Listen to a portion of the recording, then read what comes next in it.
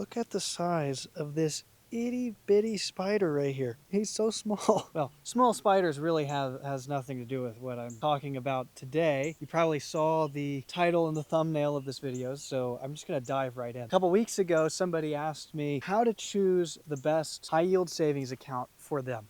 Now, before I even answer that question, and I think that's a great question, especially if you're trying to begin your process of saving for a house or just saving in general, I just want to say I'm not a financial expert. I don't want to pretend to be, but what I can do is give you some advice based on the things that I've learned and experienced in saving in this process, at least, that have really been helpful, and things that I would caution you against. And actually, that's the first thing I want to do, is give a caution. Now, obviously, the person asking this question understands that if you don't have a high yield savings account, your cash is sort of just sitting dormant. And if cash is sitting dormant, it's actually losing value by the day. The total value of the dollar is going negative every day. $100 today doesn't buy what $100 bought 5 years ago. And that is accumulative. Here comes the cat.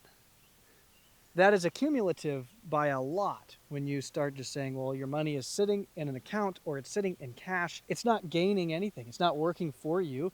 It's just sitting there, losing money. And so that's my first caution, is you do want some kind of high yield savings account. Now, one thing that I've experienced since opening up our account was that it's extremely helpful to not have your checking account and your savings account in the same bank. Now, the reason that is because that adds sort of a hindrance between transferring money out of your savings account back into your checking account. And that's what you're going to want to be doing. You say, well, I need money for this, or I need money for that. And you need to say, well, no. In fact, I'm not going to transfer that money because it's in my savings account. And unless there is a major emergency, I'm not moving that money. It's staying in my account forever. Here comes the cat again.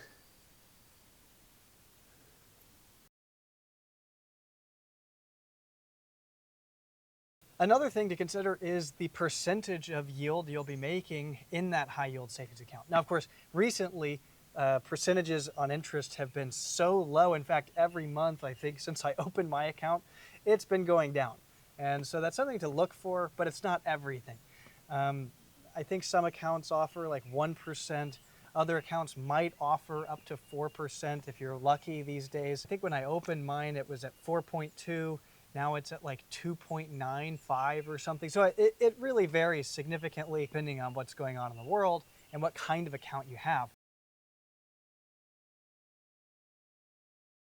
Find one that preferably has a higher yield interest, but also that isn't going to charge you with fees if you withdraw a bunch of money or you go down to a smaller total number.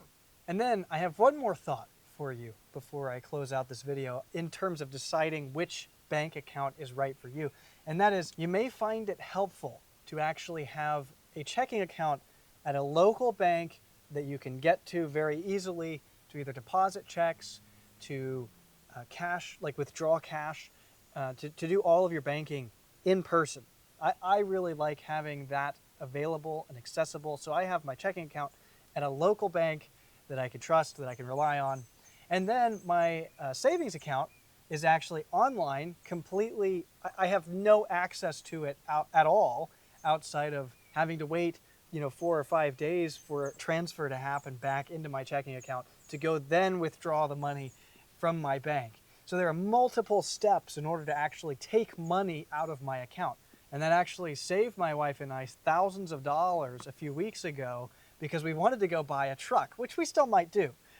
More on that later. But instead of buying the truck, we had to wait I think it was 3 business days for the money to transfer. And in that waiting period, we decided, actually, I don't need the truck. We don't need the truck. We don't want the truck. We don't want to spend that kind of money. And so that money actually stayed in our bank account. And we never transferred it out, and we never cashed it. We never spent the money.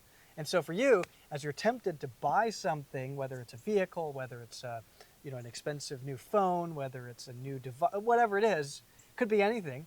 That delay, that waiting period actually gives you time to say, no, I don't want it, and I don't think I'm going to do it because I don't actually have the money for it. I just have this impulse to go buy it. And so I can't exactly tell you which one to get or what is best. And like I said at the beginning of the video, I'm not a financial pro.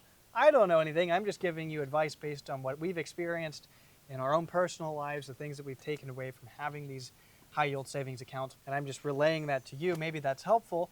That's pretty much it. Hopefully this was helpful and answered the question that was asked a couple weeks ago. And sorry it took us so long to actually answer that question. If you have any questions about our journey or the way that we're doing what we're doing or anything else, leave that in the comment section down below. And if you're not subscribed, be sure to subscribe because we are covering all kinds of stuff like this here on the Grey Goose Trail as we cover our journey from non-home ownership to home ownership in hopefully 365 days. This is day 336, I think. And we're well on our way. And we're just documenting our journey. So if that sounds like something you're interested in, please subscribe down below, hit the like button, and leave us a comment. And we'll talk to you soon. Stay on the trail, gooses.